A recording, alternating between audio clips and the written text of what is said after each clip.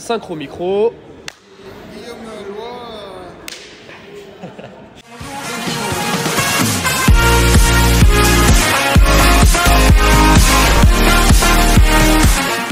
Bonjour à tous et bienvenue sur la chaîne Fan de Z, nouvelle vidéo cette semaine dans laquelle je suis en compagnie de Guillaume Loy, le nouveau champion du monde de 2016. Bonjour. donc première question pour Guillaume, est-ce que tu peux te présenter, qui t'es, quel club, etc. Alors je m'appelle Guillaume Loy, j'ai 23 ans, je fais partie du club Model Club Pornic actuellement et je pense qu'elle restera toujours, je l'espère en tout cas. Je pense m'être présenté. Ouais, ok. Depuis combien de temps tu fais de la mini Z? Alors je fais de la mini Z depuis on va dire une bonne dizaine d'années. J'ai commencé, j'étais très jeune, je devais avoir 10-11 ans, je me souviens plus de l'âge que j'avais exactement.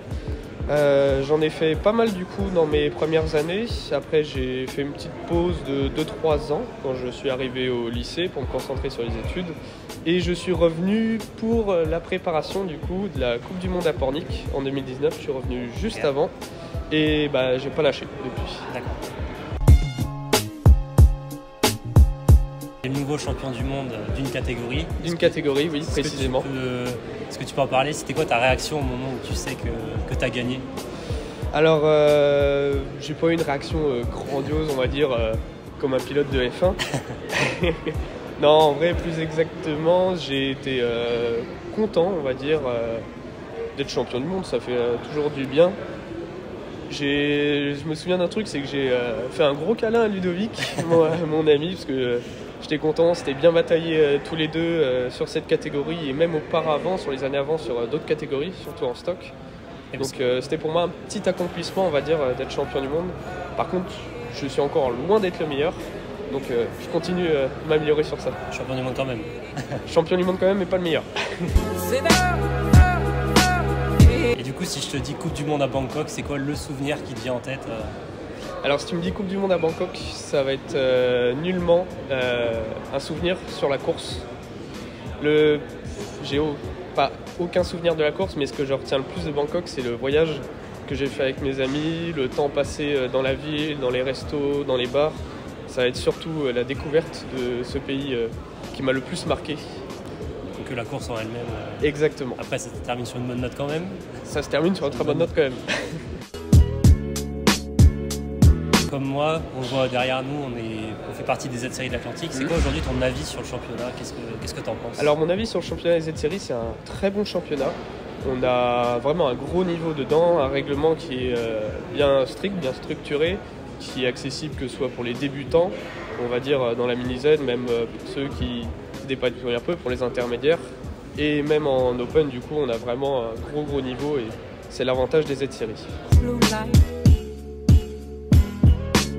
Depuis quelques temps, on voit de plus en plus la mini-Z sur les réseaux, on voit énormément de choses. La mini-Z en France, ça explose. Qu'est-ce que tu en penses? Pour toi, d'où ça vient? D'où ça vient? C'est compliqué, on va dire. On va dire la mini-Z, c'est un peu le modélisme pour le pauvre, entre guillemets, parce que ça coûte relativement cher. C'est accessible, on va dire, à un certain prix. On n'est pas obligé de dépenser des milliers des cents pour pouvoir rentrer en mini-Z. C'est sûr. C'est pour ça que ça explose, surtout, c'est que c'est facilement accessible. Justement, quel est le conseil que tu donneras à un débutant qui veut débuter, alors que ce soit dans la compétition, même dans la passion? Même dans la passion, pour s'améliorer? Pour débuter Pour débuter, acheter une mini-Z déjà. C'est déjà pas mal. Et puis trouver un club près de chez soi avec des gens passionnés forcément. Et pour s'améliorer, juste s'entraîner, rouler sur la piste, comprendre comment marche le châssis, les réglages à faire. Mais le plus gros conseil, c'est juste s'entraîner. Ouais. Il n'y a pas de secret. De toute façon, on devient fort en s'entraînant. On va revenir sur toi, même si je pense qu'on a un petit peu la réponse ici. Ton châssis préféré? Mon châssis préféré, c'est une RTA, forcément V1.2 en 102 mm. Ok, bon, c'est précis. C'est précis. Si je te dis ton meilleur souvenir en mini-Z, là maintenant, qu'est-ce qui te vient de direct? Alors le plus gros souvenir que j'ai en mini-Z, c'est en 2019, donc à la PN en Italie. Et c'est la bataille que j'ai pu avoir avec Alexandre Boyan, où ça s'est entre guillemets mal terminé à la fin. mais surtout Ludovic qui devient champion du monde en 2 tours. Et je crois que c'est mon plus gros souvenir parce que c'était une grosse bataille pendant 8 minutes. Et sur la dernière minute, tout se chamboule et le 3e passe premier. Enfin, il y a des changements de place. Belle bataille en course. Et en fin de compte, il y avait 3 titres en jeu pendant cette course. Okay. Et c'est mon plus gros souvenir parce que tout est chamboulé d'un coup. Je trouvais ça marrant. Ok, c'est sympa. Donc du coup, si tu as un pilote en tête qui te vient avec les plus grosses batailles que tu as eues, c'est Ludovic. C'est Ludo, direct. Ouais. On se bataille énormément. C'est gentil, hein, bien sûr. Oui. On se taquine pas mal sur la piste. C'est bien cool. Et en dehors. Et en dehors de la piste aussi. Aujourd'hui, ton objectif perso, t'es inscrit à la Coupe de France forcément. Oui. C'est le prochain objectif. Alors, Coupe de France, du coup, j'y vais vraiment en mode comme si c'était une Z-série, on va dire. Et j'y vais pour prendre du plaisir, j'y vais pour le fun, 0 prise de tête, un petit week-end de course tranquille. Donc il n'y a pas un objectif en tête précis. Juste m'amuser, c'est l'objectif. Si tu ramènes une coupe, c'est objectif coché là. J'en ramène pas, c'est pas grave. Juste m'amuser. Dernière question, et là tu as intérêt d'avoir une réponse juste. Solide réponse. Ouais. Oula. Est-ce que tu es abonné à Fan de Z?